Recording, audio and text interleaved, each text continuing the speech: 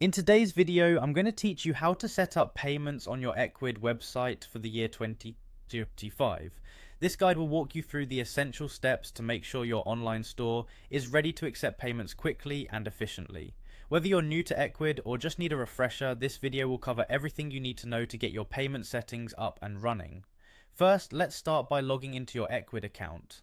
Head over to the Ecwid website at www.ecwid.com and enter your login credentials. This will take you to your dashboard where you can manage all aspects of your online store, including payment configurations. Once you're logged in, we need to navigate to the payment settings. On your dashboard, look for the settings or configuration section and select the payment options. This is where you will enable and customize how you'll receive payments from your customers. Next, it's time to choose a payment provider that suits your business needs. Ecwid offers a variety of options, including popular choices like PayPal, Stripe, and Square. Select the payment provider you wish to use and click on the Activate button. This will initiate the setup process for that specific provider. After selecting a provider, you need to configure your payment settings. This typically involves logging into or connecting your existing account with the provider.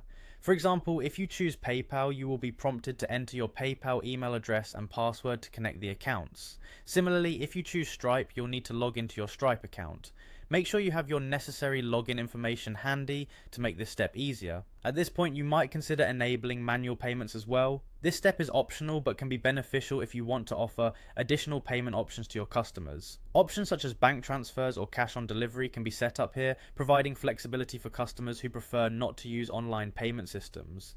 Add in any specific details required for these manual payment options to ensure everything is clear for both you and your customers. Finally, once you have completed setting everything up, it's crucial to save your settings.